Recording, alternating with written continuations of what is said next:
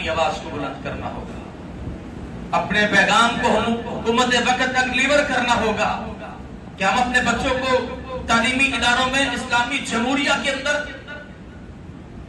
ناچ گانا اور موسیقی سکھانے کے لیے نہیں، بلکہ ہمیں وہ وقت چاہیے کہ جب ہمارے اسکولوں میں اسمبلی کا آغاز تلاوت قرآن مجید سے ہو، نعت سے ہو، حمد باری تعالی سے ہو اور قومی ترانوں سے ہو، اور پھر ہماری تعلیمات میں شعور کے ساتھ قرآن کا ترجمہ، تفسیر، احادیث نبویہ اور سیرت نبوی کا چیپٹر ہو۔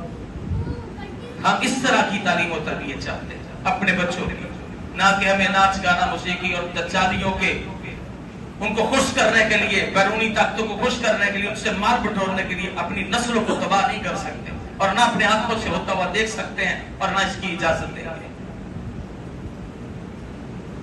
نبی صلی اللہ علیہ وسلم کا حکم ہے جو برائی دیکھے اسے چاہیے کہ اسے اپنے ہاتھ سے روکے، فَإِن لَمْ يَسْتَطِعْ، اگر اس کی طاقت نہیں ہے تو فَبِلِسَانِهِ، اپنی زبان سے روکے، اور اگر اس کی بھی طاقت نہیں ہے فَبِقَلْبِهِ، ذَلِكَ تَقْلِيمًا، تو دل میں اس کو ضرور برا جانے۔ یہ کمزور ترین ایمان کا درجہ ہے۔ قرآن کریم فرقان حمید میں اللہ نے ایک آیت میں بہت بڑا راز بیان کیا جو اس وقت ہماری حکومت کرنے جا رہی ہے، بالکل اس کے غیر مطابق۔ ہمیں چاہیے کہ ہمارے پاس نادرہ قرآن کی بک چھپوانے کے لیے پیسے نہیں، اس کا انتظام کریں۔ گورنمنٹ اسکول میں ایک ٹیچر بتا رہی تھی کہ ہمیں پیغام آیا کہ 80% بکس آپ کو دی جائیں گی لیکن 50% ملی ہے۔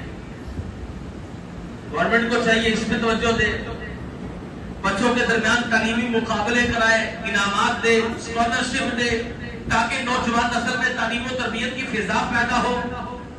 اس کی بجائے ناچ گانا اور موسیقی پر انعامات رکھنا، اس کو فروغ دینا، یہ انتہائی برا اقدام ہے۔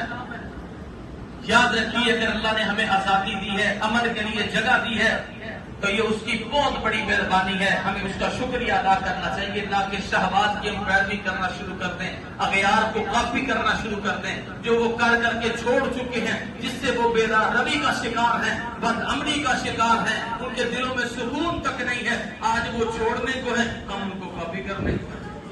اگر ایسا ہوا تو یہ عذاب الہی کو دعوت دینے والی بات ہے۔ کیسے ہے؟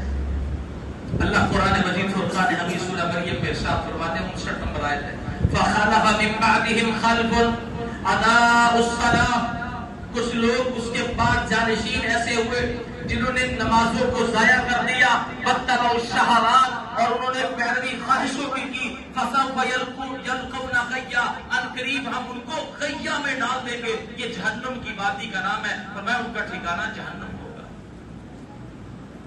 آج ہمارا نظام تعلیم بچوں کو نماز سے دور کر رہا ہے، انتہائی معذرت کے ساتھ۔ میں 100% یہ بات کہتا ہوں، جس بچے سے سوال کریں، مسجد میں آنے والا ہو، ہوم ٹیوشن پڑھنے والا ہو، بھائی ظہر کی نماز پڑھی ہے، کہتا جی اسکول سے چھٹی لیٹ ہوئی تھی، پرائیویٹ ہو وہ گورنمنٹ ہو کوئی بھی ہو۔ میں نے کہا اسکول عیسائیوں کا تھا، نہیں جی مسلمانوں کا، تو میں نے کہا تم وہاں خود پڑھ لیتے، جگہ ہی نہیں ہوتی گھر سے، اور گھر پہنچے ہو گھر پڑھ لو، کیوں گھر مسلمانوں کا نہیں ہے؟ کہتا ٹیوشن جانا ہے۔ میں نے کہا ٹیوشن جانے سے پہلے پڑھ لو، کہتا لیٹ ہوئے ہوئے تھے۔ بھائی واپس آ کے مغرب پڑھی ہے، عصر وہاں چلی گئی، اب تھکے ہوئے ہیں قاری صاحب، سارا دن کے مغرب بھی تھکاوٹ میں چلے گی، وہ بس آج آ کے بچوں کو ڈرا کے باپ نے یا ماں نے قاری صاحب کے آگے بٹھا دیا، بس وہ 2-4 لائنیں پڑھ لو، تمہارا بچہ قرآن پڑھا ہوا ہے۔ ہمارا نظام تعلیم بچوں کو بے نمازی بنا رہا ہے۔